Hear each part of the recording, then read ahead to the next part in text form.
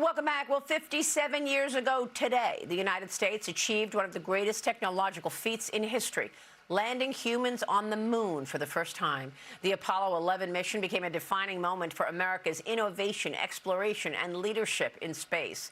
Now, as NASA prepares for the next era of lunar travel, we're taking a look back at that historic mission and the lessons shaping the future of space flight. Joining me now is Rob Navias. He is NASA's public affairs officer and mission commentator, known as the voice of NASA.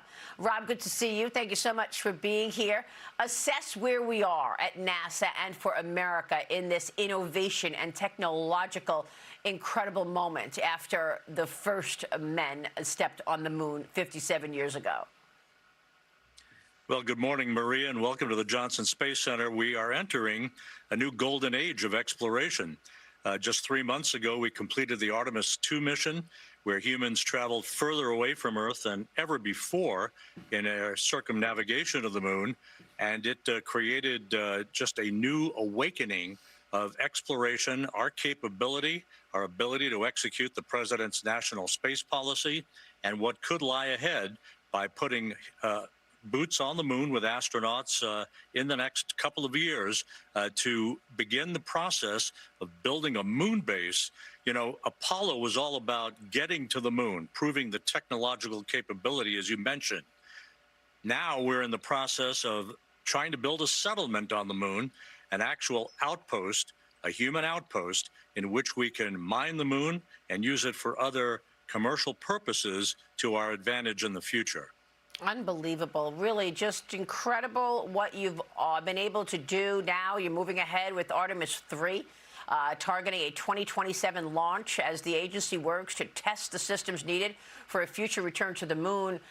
Where does that mission stand? Walk us through what you're expecting from Artemis 3 and the challenges that you need to overcome at NASA in order to see this move forward. Well, down at the Kennedy Space Center in Florida, they're stacking the boosters and the core stage for the space launch system that will launch the Orion spacecraft with 4 astronauts on board: Randy Bresnik, Luca Parmitano, Andre Douglas, and Frank Rubio. This is going to be an extraordinarily complicated mission. It's almost a blend of what we did during Gemini and the early days of Apollo before Apollo 11 to test out rendezvous techniques. And this time, we're going to be doing it with commercially provided human landing system vehicles, Blue Origin and SpaceX's Starship, to understand a lot of the dynamics that will be involved in getting Orion linked up in lunar orbit with these vehicles, one of which will be chosen to send astronauts down to the surface of the moon for their initial explorations. Yeah, it's pretty incredible what you're doing, but we also have China, a major competitor here, facing a new era of competition in space right now. China is expanding its lunar exploration efforts just alongside the United States. They've got plans to send astronauts to the moon and establish a long-term presence there. And the last time I spoke with Jared Isaacman, he said they were very, very close. Here's what he said recently on China. Watch this. America's obviously incredibly advantaged. We've been to the moon before. We did it many times during the Apollo era. We're going back, but we're doing it different this time. We're going back to, of course, build the moon base itself. We're very advantaged. Investments made in years past in what we call our CLIPS program allows us to scale up mass to the surface of the moon. We're very advantaged in terms of building the moon base. When it comes to putting the boots on the moon itself, well, that's a space race. It's going to be very close. I would say our timing right now is before the end of 2028. The Chinese have said they're going to put their technauts on the moon before 2030. That means sometime in 2029. It means this race is going to come down to months, not years. Months, not years, Rob. How do you view this new era of competition? Can the U.S. win it? It's all about increasing our launch cadence. As Administrator Isaacman has indicated on numerous occasions, we're putting the full court press on both industry and private industry, as well as our own engineers and flight controllers, to put the pieces together that will bring us the quickest and safest, that's the most important thing, safest approach to these very complicated missions, both testing the human landing system vehicles and then breaking once again out of low Earth orbit to head to the moon. But we're going to do it safely, but we're going to do it with an increased launch cadence.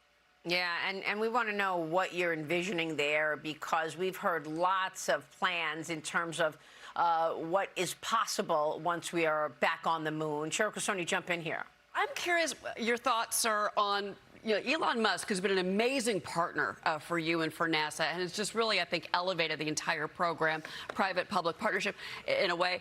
What do you think of his plans to build data centers in space? I mean, if you look at the skies above the world now with aircraft, it's very crowded, right? We've got more aircraft and more with drones and everything else. Now he's talking about data centers in space. I mean, maybe it's a silly question, but is there room for all of this in the Earth's orbit, in your opinion?